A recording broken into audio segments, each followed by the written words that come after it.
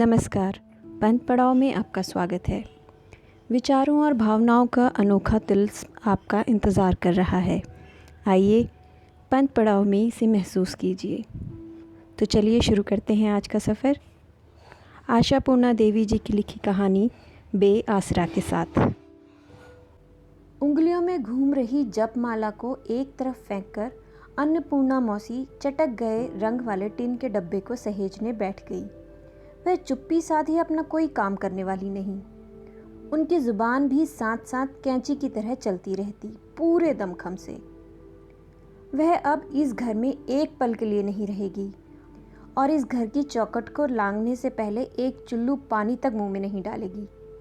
अपने इस पुराने संकल्प को जोर जोर से दोहराते हुए मौसी ने बक्से के अंदर से महीनों से आंखें मूंद लेने वाली नामावली और मटका चादर निकाल लिया। इसके बाद पुरानी भारी साड़ी और कंबल को बड़ी बेरहमी से झटके के साथ बाहर निकाला और फिर उन्हें तहाने लगी। बहुत हुआ, बाप रे बाप, अब और नहीं। बहन की बेटी के घर आकर बड़ा सुख पाया रे, मरते दम तक याद रहेगा। जब तक मौत गले पे सवार ना हो, कौन अपनी सौतेली माँ की बेटी या उसके भतार के घर अपनी जान देने जाती। मुझे पागल कुत्ते ने काटा था जो मैं यहाँ आई थी। ठीक ही हुआ, अच्छी सज़ा मिली। अब मेरी जान छोड़ो बाबा, यहाँ से निकल पाऊँ तो जान बचे। उनकी बातों का ये नमूना भर था। कई रूपों में और कई रंगों में अन्ना मौसी अपने स्वर और तेवर बदल बदल कर बकती झकती रहती। उसकी बातों को सुनकर यह सहज ही समझा जा सकता था कि इस घर के लोगों ने अपने मतलब के लिए मौसी को छेक रखा है। इसीलिए आज मौसी यहाँ से जाने को उतावली हो उठी है और आज के दिन तो ऐसी एक दुर्घटना हो गई है कि उसके लिए एक पल को यहाँ ठहर पाना मुश्किल है। लेकिन इस घटना के 2 दिन बाद ही जो स्थिति आने वाली होगी, उसे देखकर यह जान पड़ेगा कि मामला कुछ और ही रहा होगा। इस चटके हुए रंग वाले टिन के डब्बे में रखी चीज़ों को सहेजना मौसी की दिनचर्या का एक अभिन्न और अपरिहार्य अंग है। लेकिन उसने अब भी अपने दिमाग को पूरी तरह खराब होने नहीं दिया है और तभी तो वह बहन बेटी के घर संसार को उजड़ता हुआ देखकर आनन फानन जाना नहीं चाहती। अब क्या करे बेचारी, अपमान का घूंट पीकर रह जाना पड़ता है उसे और इसी घर का दाना पानी स्वीकार करना होता है उसे, और झक मारकर मन मसोस कर उस दिन रह जाना भी पड़ता है। लेकिन उसके भतीजे की पुत्र बहू रमोला क्या सचमुच कोई ऐसी वैसी औरत है जो मौसी को बराबर तंग करती रहती है और तभी उसके लिए घर में टिकना मुश्किल हो जाता है? नहीं, ऐसा नहीं है। पढ़ी लिखी औरत है, नौकर चाकर से भी कभी तू तड़ाक कर बातें नहीं करती। अपनी मौसिया सास को उसने कभी भी बुरा भला कहा हो ऐसा नहीं जान पड़ता। कोई है जो ये साबित कर सके? नहीं, कैसे भला? और यही तो झेला नहीं जा सकता। जो कहना है मुंह पे कह दो, एकदम साफ साफ, जो सहज है, स्वाभाविक है और समझ में आ जाए ऐसी बात। इससे कुछ तो पल्ले पड़ता है और बात का जवाब भी दिया जा सकता है। और बात को बतंगड़ बनाने वाली इस सीधी साधी दीख पड़ने वाली लड़ाई में कोई जीते या ना जीते, अन्ना मौसी की जीत 16 आने तय है। लेकिन यह है क्या? दूसरे को मुंह तोड़ जवाब देने के बदले रमोला के चेहरे पर हर घड़ी एक बेजुबान सी कड़वाहट और रिक्तता क्यों तैरती रहती है? यह उसका बड़ा निष्ठुर खेल है। उसके चेहरे पर तिरने वाली एक एक भाव रेखा जैसे बड़ी ग्रुझल और विरक्ति भरी अवमानना से प्रश्न करती है, कौन है तू? यहाँ क्यों है भला? सारी जिंदगी यहीं टिकने की आस लगाए बैठी है। अन्ना मौसी भले ही अनपढ़ हो, लेकिन वह इस भाषा को पढ़ सकती है, पर वह ये नहीं जानती कि इस भाषा में छुपे सवालों का जवाब वे कैसे दे। इन दबे छिपे हमलों के सामने अपनी हार स्वीकार करने के सिवा उसके पास और कोई चारा नहीं। तभी तो इतनी जलन है उसके सीने में। और यही वजह है कि जाने अनजाने या किसी नौकर नौकरानी के या घर के नन्हे मुन्नों से हो गई किसी चूक या गलती के बहाने उसे ये तूफ़ान खड़ा करना पड़ता है। इस जंग लगे पुराने बक्से के सिवा अन्ना मौसी के पास भला और है भी क्या? किसी मुठभेड़ के आधुनिक हथियार से वह अपने को कैसे लेस कर सकती है? और आज जब अचानक एक नटखट बच्चे का पांव उसके ऊपर पड़ गया तो वह अपने को बड़ा आहत महसूस कर रही है और घंटे भर से चीख चिल्ला रही है, अरे मेरे गले में फंदा डाल दे रे, अरे बहन बेटी दामाद के घर पड़ी पड़ी मैं मलाई और रबड़ी उड़ा रही हूँ रे। लेकिन अब और नहीं बाबा, इन नौकरों चाकरों की लात मैं नहीं खा पाऊंगी रे। अरे विभूति कहाँ चला गया रे? अभी तुरंत जाकर मेरे किष्टों को तार दे दो, वह मुझे लिवा ले जाएगा। वह बेकार हो कंगला हो, मेरी कोख का जाया तो है, उसका दाना पानी हराम तो नहीं। इस मलाई रबड़ी से मुझे भागन को क्या काम, मैं बेटे के घर खुद ही उबाल कर खा लूँगी। तू जा और जल्दी से तार भेज दे रे। विभूति। विभूति कमरे के अंदर चुप बैठा किसी मुवक्किल की फाइलें उलट रहा था। उसे देखकर यह जान नहीं पड़ा कि बात उसके कान में पड़ी भी है, लेकिन रमोला के कान में कोई पिघला हुआ शीशा नहीं कि वह सुनकर भी सह ले। वह तमतमाती हुई सी कमरे में दाखिल हुई और फट पड़ी, आखिर ऐसा कब तक चलता रहेगा? विभूति जैसे असहाय सा जान पड़ा। उसने बड़ी बेबसी से कहा, तो फिर और किया क्या जा सकता है? नहीं, कुछ नहीं किया जा सकता है ना, बस चुपचाप बैठे बैठे इस गाली गलौज को सहन करते रहो। क्या बात है? विभूति ने उत्तर में जो कुछ कहा वह टालने वाला ही था। ऐसा करो कि उसके साथ थोड़ा निभाह कर चलो। ऐसा करने पर निभाह कर? ओह, फिर तो बादल और मिंटू को लेकर मुझे इस घर संसार से विदा होना पड़ेगा। इसके सिवा उससे निभाह कर पाने का और कोई चारा नहीं।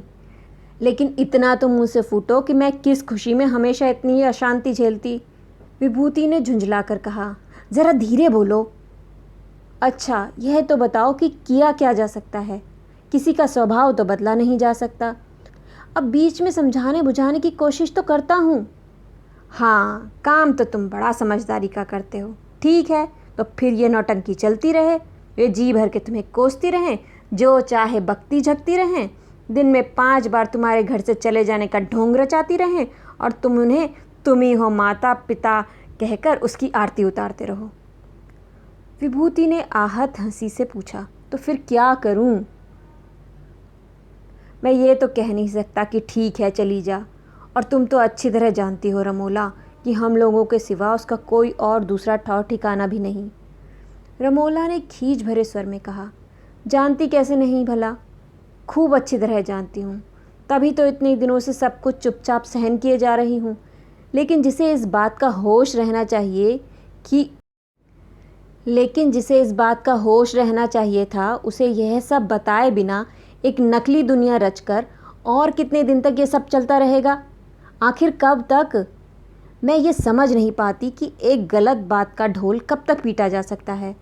हर किसी को अपनी हालत और हैसियत के बारे में पूरी तरह चाक चौबस रहना चाहिए।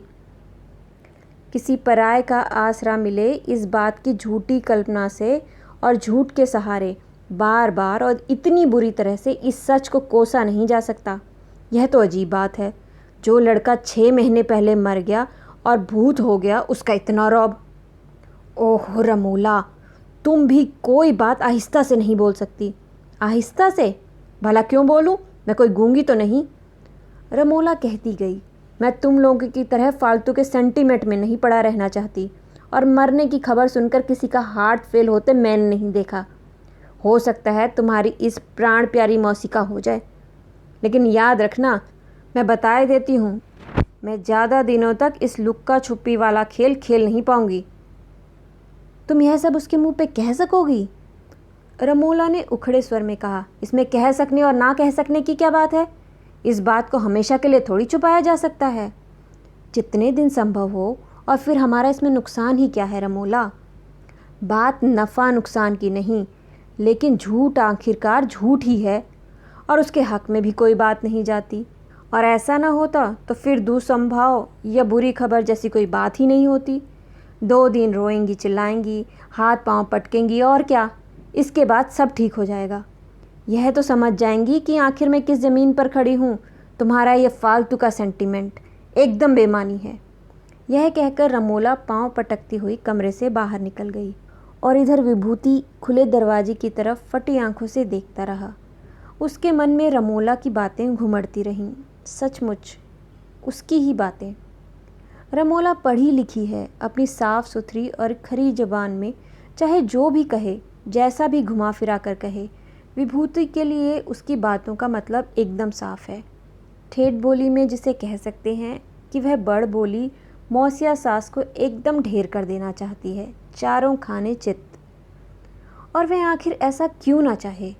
जो उसके अधीन है उसका ऐसा रौब दाब वह कैसे सहन कर सकती है भला? और जबकि उसके सारे अहंकार को मटिया मेट करने का अचूक मंत्र उसी की मुट्ठी में बंद है। विभूति की यही तो एक कमज़ोरी है, एक तरह की अस्वाभाविक भावुकता। और क्या, उसने पिछले 6 महीनों से किश्तों के मरने की खबर को अपने सीने में छुपा रखा है।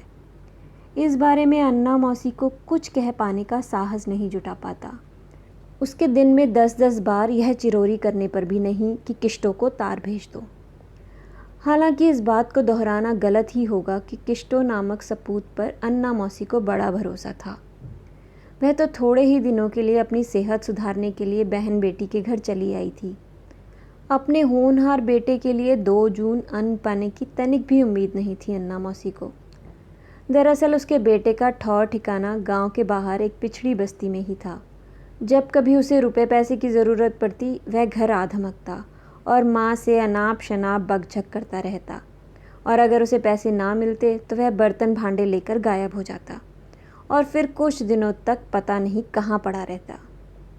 अपने बेटे से पूरी तरह निराश हो जाने के बाद मौसी ने अपनी मढ़ैया पर सांकल चढ़ा ताला लगा दिया और अब यहाँ अपने जमाई के घर डेरा डाले बैठी थी।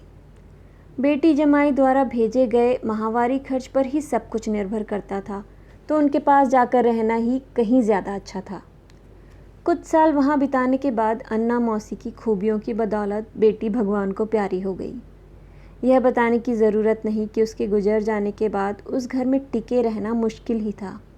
अपनी पत्नी के नाते बड़बोली सास को झेलना जहाँ तक संभव था वहाँ तक जमाई बाबू ने झेला ही।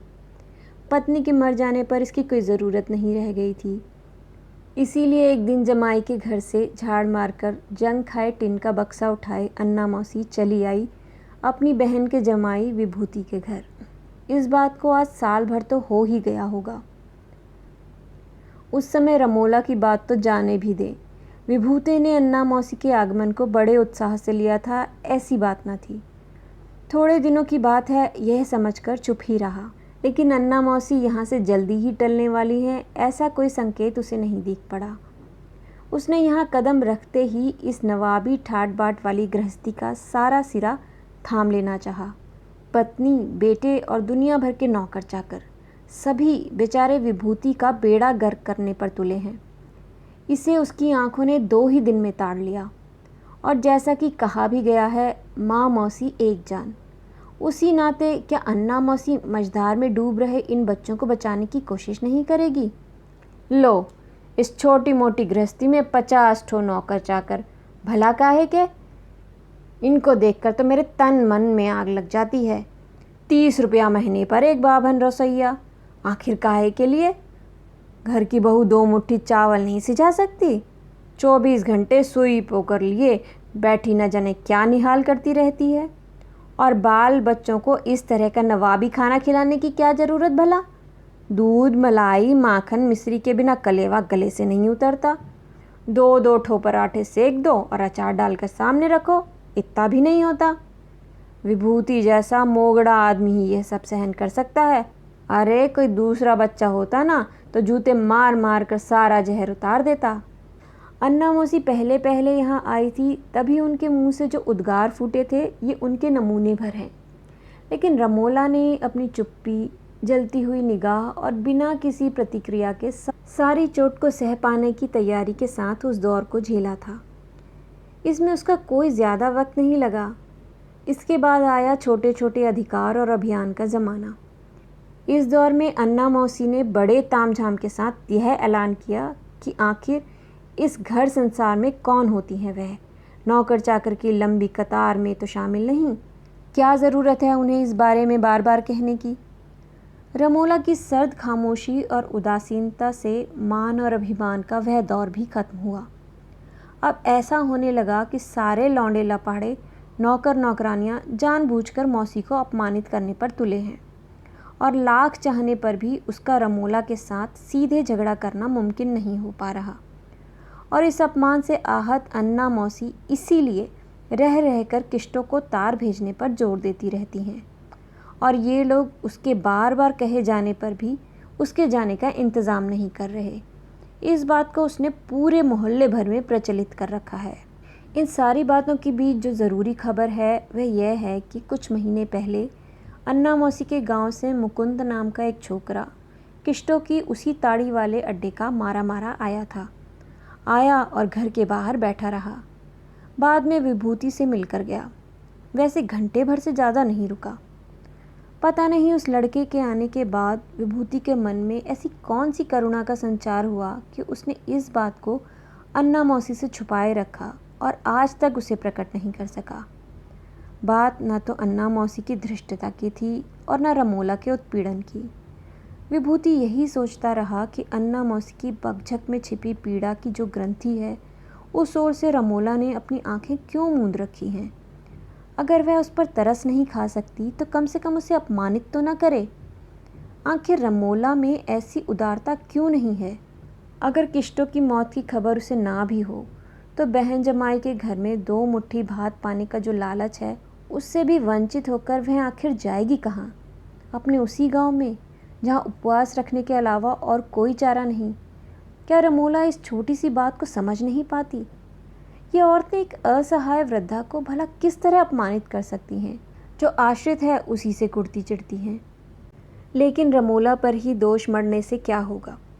वे जो किसी के भरोसे रहते हैं, उन्हें भी तो दैन्य भाव से अधीनता स्वीकार करनी चाहिए। यह तो होता नहीं, उल्टे वह विभूति के पास दौड़ी आएंगी और रो रो कर बोलेंगी, अरे बेटा, और कितने दिनों तक तेरी गृहस्थी में झाड़ और लात खाकर गुजारा करूंगी, तू ही कोई रास्ता निकाल बेटा। अन्ना मौसी के अचानक टपक पड़ने पर और उसकी दुहाई सुनते ही विभूति ने हैरानी से चारों ओर देखा। आसपास कहीं रमोला तो नहीं। यह जिस तरह घबरा उठी है उससे बड़ा डर लगता है। वैसे अन्ना मौसी का जैसा रवैया है, रमोला ठीक ही डरी हुई है। आंखों से भले ही ना दिख पड़े, कानों को इस बारे में सारी खबर है। यह तो विभूति का ही आग्रह था जिसकी रक्षा के लिए ही अन्ना मौसी ने अपने घर जाना मुलतवी किया। और इस बात को अगर रमोला ही नहीं जान पाई तो फिर क्या फ़ायदा। अब चाहे जो हो, ओट में रहना ही सुविधाजनक है। जानबूझकर विभूति ने बड़े सहज भाव से कहा, अच्छा अच्छा, सब हो जाएगा, इतनी जल्दी भी क्या है। आखिर किसने क्या कह दिया? मैं उसे अभी बुलाकर डपट देता हूँ। ये छोकरे बड़े पाजी हो गए हैं। अन्ना मौसी की आंखें अब छलछला उठीं। वह बोली, किसी का दोष नहीं बेटा, मैं ही सारी आफत की जड़ हूँ। इस पापन को आखिर कब तक पोसते रहोगे बेटा? इस आफत भलाई को धक्के देकर निकलवाने के लिए कुछ तो करो। अच्छी मुसीबत है। विभूति ने पूछा, तुम क्या अभी इसी घड़ी निकल जाओगी? अगले महीने बादला का उपनयन संस्कार होना है। तुम्हारे न रहने से कैसे होगा भला? मैं भला किस गिनती में हूँ बेटा कि मेरे न रहने से काम रुक जाएगा? तू भी क्या कह रहा है? कहते हुए मौसी ने चैन की एक सांस ली और उठकर खड़ी हुई। इसके बाद गर्दन ऊंची करके बोली, मैं भी यही चाह रही थी कि बच्चे की गले में मोटी जनेऊ पहना कर ही जाऊं। अब तुम्हारी बात पर रुकना ही पड़ेगा। बहू रानी ठहरी पढ़ी लिखी, उसको इन सारी रीत नीत वाली बातों से क्या लेना देना। लेकिन याद रहे, इसके बाद एक दिन भी ना रुकूंगी। पहले ही बोल दिया, हाँ। और इस बात को कोई नहीं जानता कि विभूति की आंखें क्यों छलछला उठीं। बस थोड़े से ही संतुष्ट हो जाती है बेचारी। इन लोगों के लिए थोड़ा सा सम्मान इतना अधिक मूल्यवान हो उठता है, और इस सम्मान के लिए अगर थोड़ा सा दिखावा भी करना पड़े तो इसमें क्या आता जाता है। आखिर छोटी छोटी सहानुभूति दिखाने में आदमी इतना कंजूसी करता क्यों है भला? उसने मौसी से भरे गले में कहा, अच्छा, तब की तब देखी जाएगी। अभी के लिए तो निश्चिंत हुआ बाबा। उस जेल में रहना कोई बच्चों का खेल है। अब तुम लोगों ने जितना कुछ जान रखा है, ठीक वैसा होता नहीं है। अच्छा, आज तुम्हारी निरामिष रसोई में कुछ बनेगा? बताओ तो। बहुत दिनों से खाने को नहीं मिली केले के मोचे की सब्जी। वह सब क्यों नहीं? अन्ना मौसी ने पोपली हंसी हंसते हुए कहा। लो, सुनो इस पगले की बात। केले के मोचे की सब्जी क्या मुंह से निकाली बात की तरह बन जाती है? उसे रात में ही कूट काट कर पानी में भिगोना पड़ता है। अब आज तो बनेगी नहीं, और कल है मंगलवार, इस दिन मोचा नहीं खाते। अब तो परसों ही बनेगी। विभूति ने निराश होकर कहा। हाय रे मेरा नसीब, अब परसों किसने देखा है? माँ षष्ठी तेरी सहाय हो, तू भी जो मुंह में अल्लबल आता है बक देता है।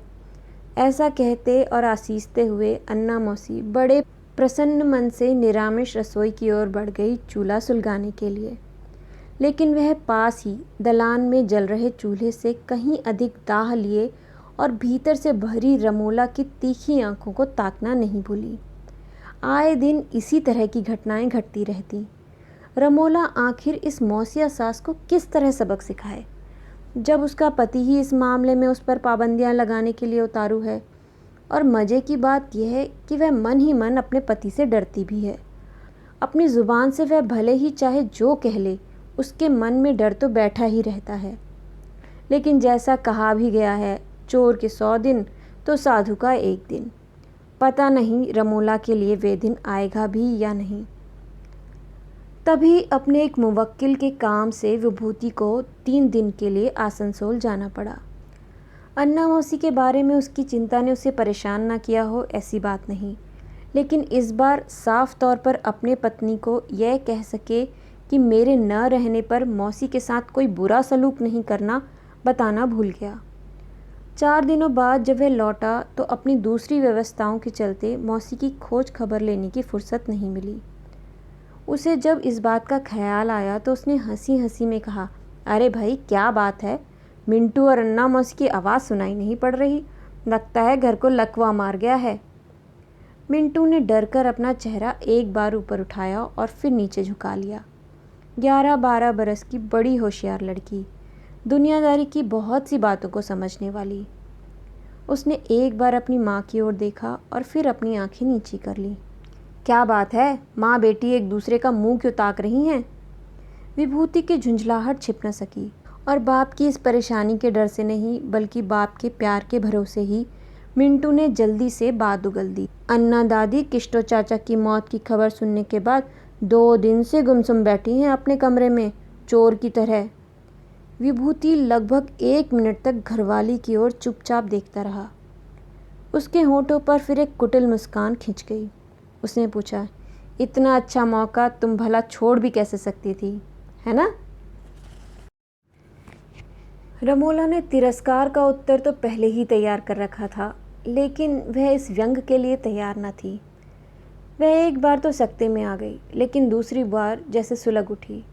विष बुझे स्वर में बोली, ज़्यादा घबराने की ज़रूरत नहीं है। अचानक उस खबर के बारे में जानकर भी वह कोई पागल नहीं हो गई। यह ठीक है कि वह 2 दिन से चुप्पी साधे बैठी हैं, लेकिन अपनी बेहयाई छुपाने के लिए, और मौत की खबर उसके लिए कोई नई बात नहीं थी। उसने ठीक मौके पर ही सब कुछ सुन लिया था। लेकिन तुम्हारी इन मौसियों और बुआओं के श्री चरणों को कोटि कोटि नमस्कार करने को जी चाहता है। अपने इकलौते और जवान बेटे की मौत की खबर को भी एक सिरे से हजम कर जाने वाली, और पिछले 6 महीने से उसी बेटे का नाम ले लेकर जो औरत नौटंकी कर सकती है, उसे और कहीं नहीं तुम्हारे ही घर में देखा मैंने।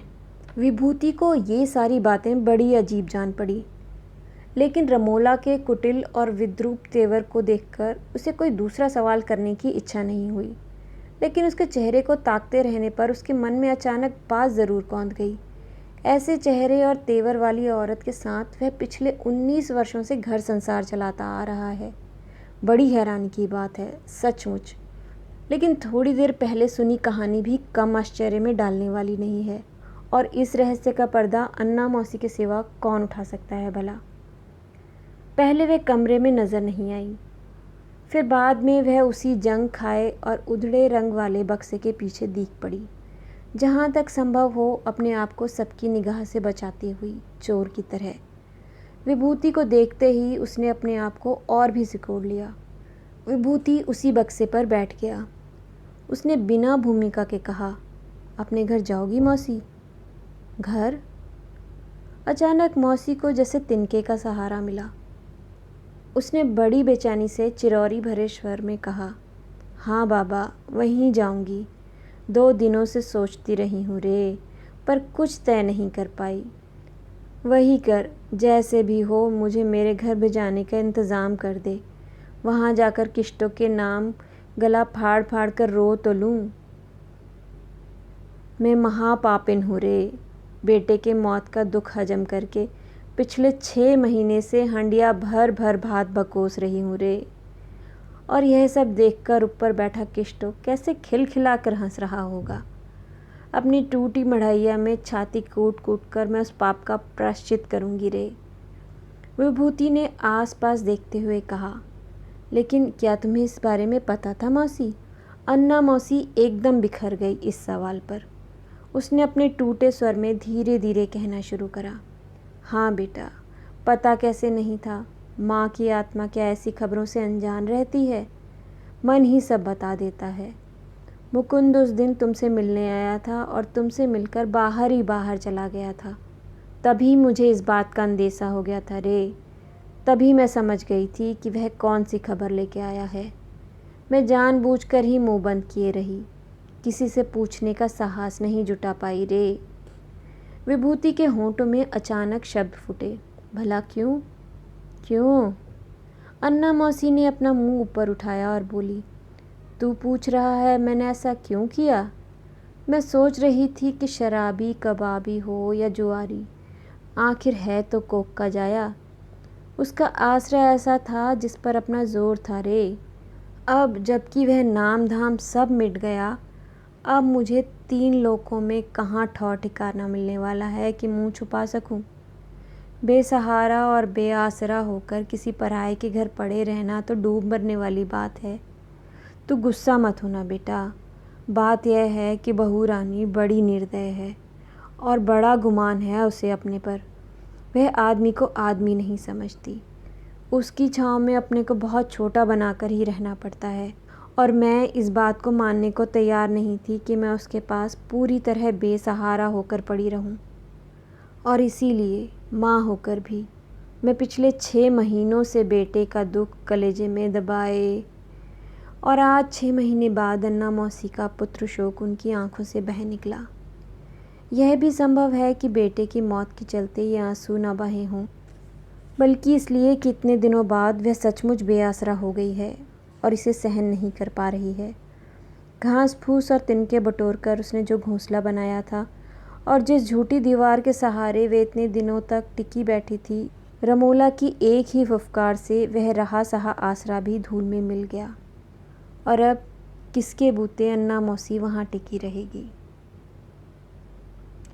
तो ये थी कहानी बेआसरा, जिसे लिखा था सुश्री आशापूर्णा देवी जी ने। फिर मिलेंगे एक नए सफ़र में एक नई कहानी के साथ। नमस्कार।